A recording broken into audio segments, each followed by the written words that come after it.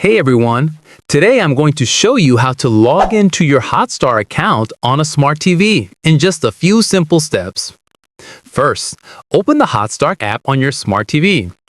If you don't have it installed, go to your TV's App Store, search for Hotstar and install it. Once the app is open, you'll see the Sign In option. Click on it and a screen will appear with a QR code or a code to enter on your computer or mobile device.